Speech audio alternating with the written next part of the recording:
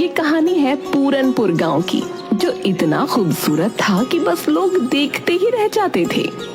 वहाँ के लोग भी बहुत सरल और सादे थे, लेकिन उस गांव में एक हवेली थी जिसके पास जाने से लोग कतराते थे, क्योंकि वहाँ वो थी।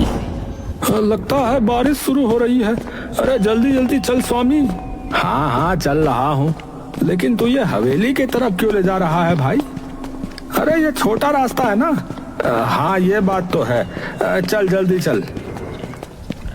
लेकिन जैसे ही वो लोग हवेली के पास पहुँचे तो बारिश बहुत तेज हो गई और ओले भी गिरने लगे। अरे भगवान, ओले गिरने लगे। अरे भैया मेरा तो सिर ही फूट जाएगा इन ओलों से। हाँ अरे जल्दी कोई छत ढूंढ। अरे सामने वो हवेली है ना, इसमें चलते हैं चल। अरे नहीं नहीं भैया, उस हवेली में मत जा। अरे तुझे रुकना है तो रुक, लेकिन मैं तो जा रहा हूँ अंदर। मुझे चोट खाने का कोई शौक नहीं है, समझा?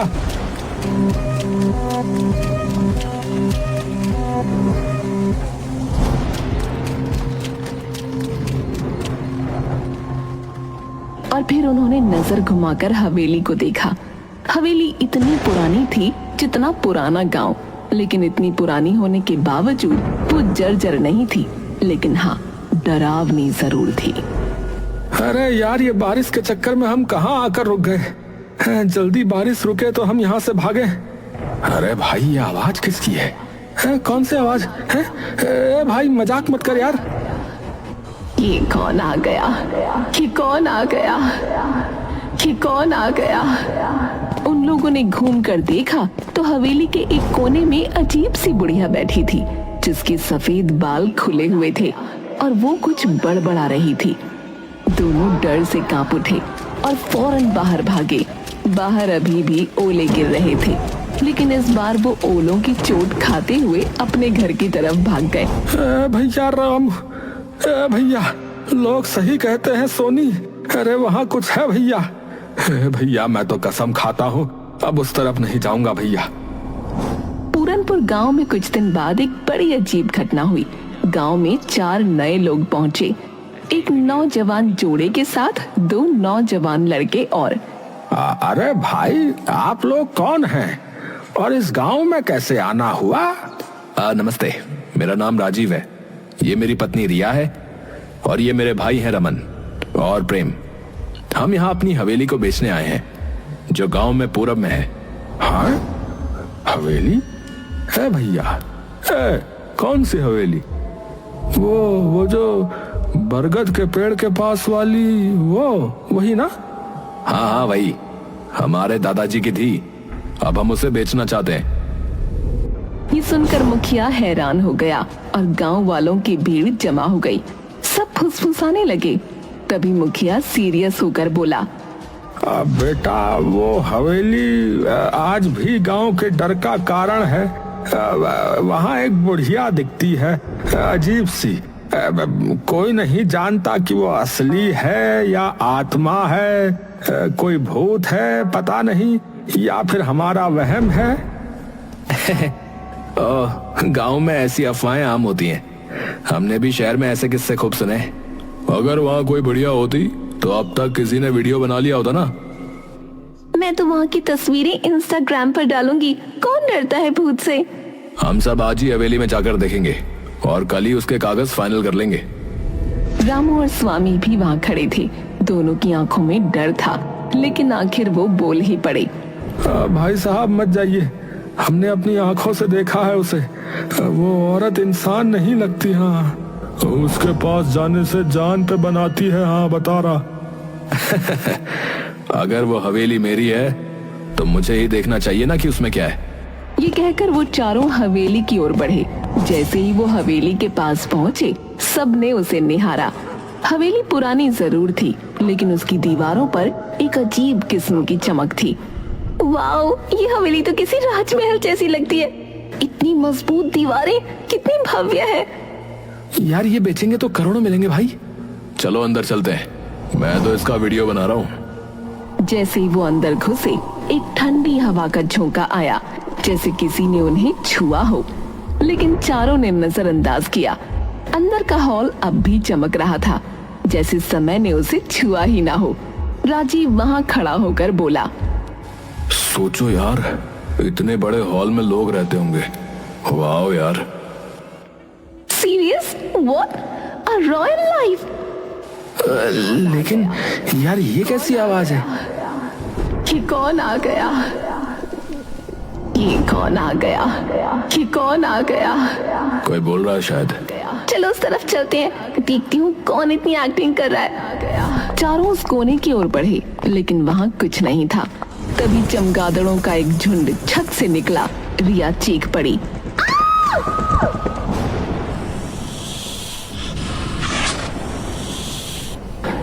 अरे बाप रे, सांप! अरे भागो भाई! हे भगवान, ये हवेली तो जंगल हो रखी है। अफवाहों का भूत और असली जानवरों का आतंक। राजीव, रिया, रमन और प्रेम हवेली की सुंदरता और रहस्यमयी माहौल से प्रभावित होकर वहां से निकलने ही वाले थे कि अचानक हवेली के अंदर एक अंधेरे कोने में कुछ हिलता डुलता दिखा। सभी की निगाहें उस कोने की ओर मुड़ी। वहाँ एक औरत बैठी थी, उसी हवेली की वही रहस्यमयी बुढ़िया जिसकी बातें गांव वाले करते थे। खुले सफेद बाल, सूखी सिलवटों वाली त्वचा और पथराई आंखें। वो देखो, वहाँ कोई है। चलते हैं। ये वही बुढ़िया लगती है। नहीं यार, अब जब सामने दिख रही है तो बात करनी चाहिए। रिया साहस करके धीरे धीरे उस बुढ़िया के पास गई। जैसे ही वो पास पहुंची, बुढ़िया अचानक कांपती हुई खड़ी हो गई। आप कौन है? यहाँ क्या कर रही है? तुम लोग क्यों आए हो? यहाँ क्यों आए हो? यहाँ कोई नहीं आता, फिर तुम क्यों आए हो? हम इस हवेली को बेचने आए हैं। ये हमारे दादा की हवेली है। और आप? मैं खजाने की रखवाली कर रही हूँ। खजाना? हाँ, बहुत साल पहले मैंने इस हवेली में खजाना छुपाया था, पर अब याद नहीं कहाँ रखा है, कहाँ दफना दिया, समझ नहीं आता। बुढ़िया के खजाना शब्द ने चारों के मन में एक साथ बिजली की तरह लालच जगा दिया। उनकी आंखों में अब हवेली की कीमत से ज्यादा उस अदृश्य खजाने की चमक तैरने लगी। अगर ये खजाने की बात सच हुई तो हम करोड़पति बन सकते भाई। और जब खजाना मिल जाए, इस बुढ़िया को यहाँ से निकाल फेंकेंगे। डराने के अलावा करते क्या ये? बिल्कुल भाई, पहले मिठास फिर लात। हाँ, चलो खोजना शुरू करें। अम्मा, वो खजाना कहाँ है? क्या पता। वो सब लोग पूरी हवेली में खजाना ढूंढने लगे। बुढ़िया भी दीवारों को थपथपाती, जमीन को सूंघती, जैसे कुछ याद करने की कोशिश कर रही हो। लेकिन 4 घंटे तक पूरी हवेली छान मारने के बाद भी कुछ नहीं मिला। अब तो रात होने वाली है यार, कुछ नहीं मिला। शायद ये औरत पागल है। हम कल फिर आएंगे, तब तक आप याद करने की कोशिश करना कि वो खजाना कहाँ है। चारों लोग गांव लौट आए। गांव वालों को जब ये पता चला कि उन्होंने बुढ़िया से बात की और खजाने की भी बात सुनी, तो पूरा गांव भौचक्का रह गया। क्या तुमने उससे बात की? उसने सच में खजाने की बात कही? हम बरसों से डरते आए हैं उस हवेली से, और तुम लोग खजाना ढूंढ रहे हो? अगर सच में खजाना हुआ तो हम सबको फायदा होगा। फिर कल चलो हमारे साथ। अगर कोई खजाना मिला तो हिस्सा मिलेगा। गांव वाले पहले तो हिचकिचाए, लेकिन हिस्सा शब्द सुनकर उनकी आंखों में भी चमक आ गई। अगले दिन राजीव, रमन, प्रेम, रिया के साथ गांव के 10-12 लोग भी हवेली पहुंचे। वो देखो भाई, वही बुढ़िया। हे भगवान, मुझे यकीन नहीं हो रहा है, मैं यहाँ वापस आ गया। चलो सब, आज इस हवेली का कोना कोना उलट डालो। चलो। लोगों ने हवेली के हर कोने को अच्छी तरह देखा, यहाँ तक कि बाहर बगीचे में खुदाई भी शुरू कर दी। कुछ घंटे बीते, लेकिन कहीं कुछ नहीं मिला। तभी रामू की नजर हवेली के पिछले हिस्से पर गई, जहाँ छत का एक हिस्सा टूट कर गिरा हुआ था। अरे ओ भैया, इधर आओ, देखो। अरे यहाँ कुछ है शायद। कहाँ? अरे ये मलबा हटाओ, इसके नीचे कुछ है। सबने मिलकर मलबा हटाया और नीचे एक पुराना पत्थर निकला, जो जमीन से अलग दिख रहा था। जैसे ही उसे हटाया गया, नीचे सीढ़ियां दिखाई दी, एक तहखाने की ओर जाने वाली। तहखाना? ये तो बिल्कुल फिल्मी सीन बन गया। चलो अंदर। वो लोग बारी बारी तहखाने में उतरे।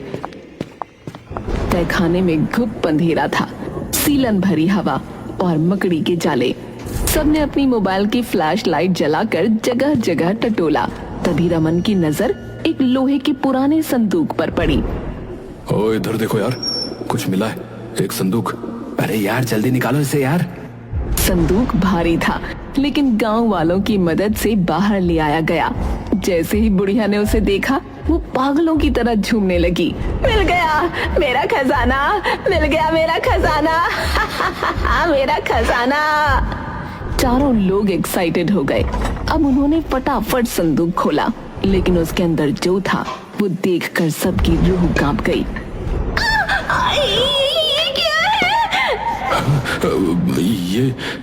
ये तो किसी बच्चे का कंकाल है। चारों तुरंत पीछे हट गए, लेकिन बुढ़िया संदूक को पकड़कर बैठ गई और उसकी आंखों से आंसू बहने लगे।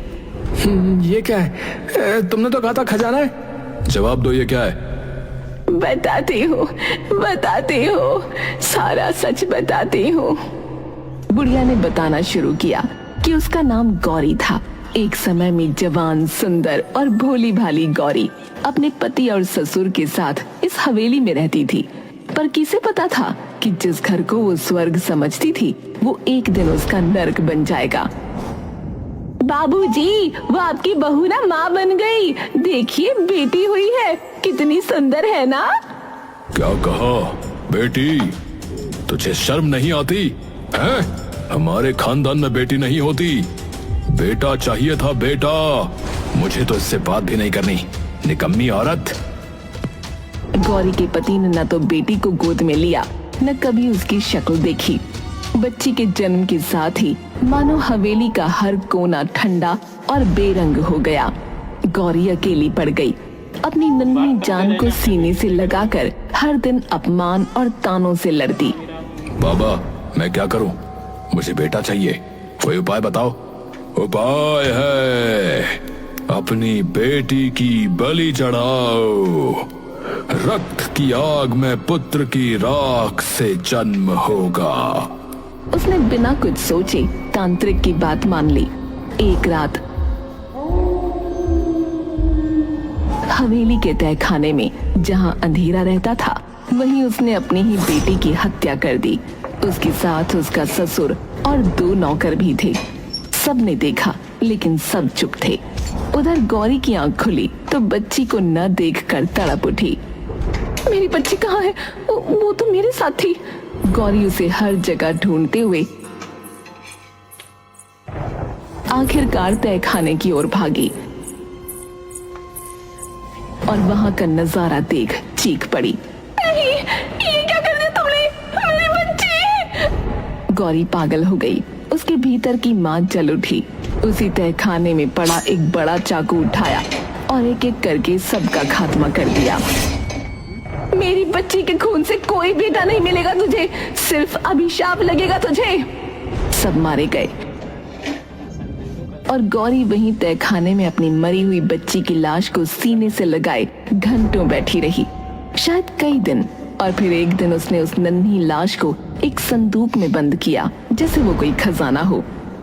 सो जा मेरी रानी, अब कोई तुझे नहीं छीन सकता, तू मेरा अनमोल खजाना है।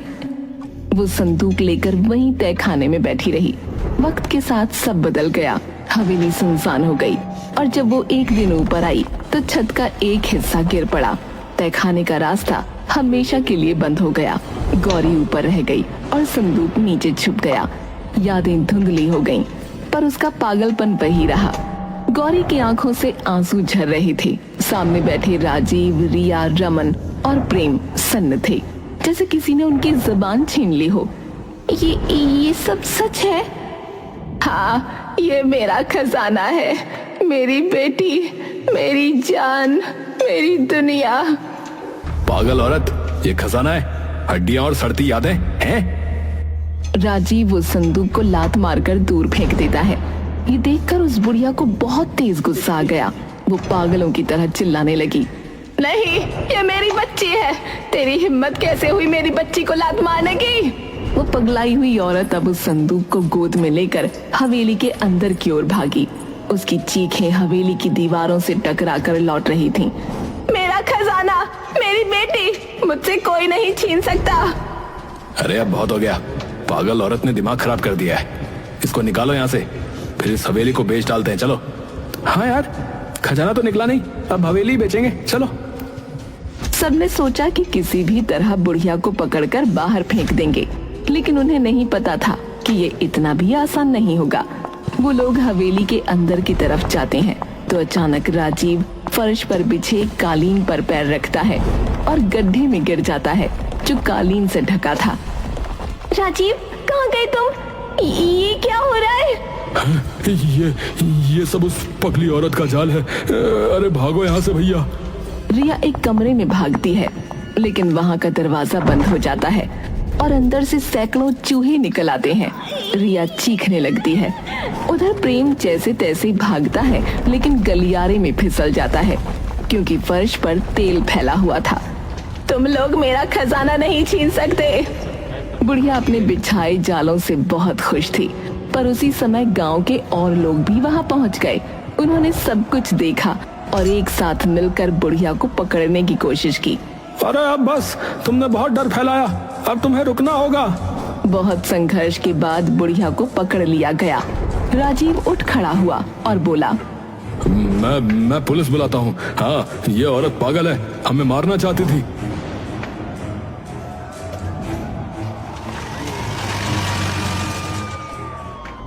पुलिस जल्दी ही पहुंच गई। सर, हम तो ये हवेली बेचने आए थे। ये औरत हम पर हमला कर रही थी। पागल है सर ये। हाँ, मैं पागल हूँ, लेकिन ये हवेली मेरी है, मेरे खून से सींची गई है। तुम लोग इसे अपना कहते हो, क्या सबूत है तुम्हारे पास? पुलिस को बुढ़िया की बात सही लगी, इसीलिए उन्होंने उनसे कागज मांगे, सबूत मांगे, लेकिन चारों लोगों के पास कुछ नहीं था, न कोई दस्तावेज, न कोई अधिकार।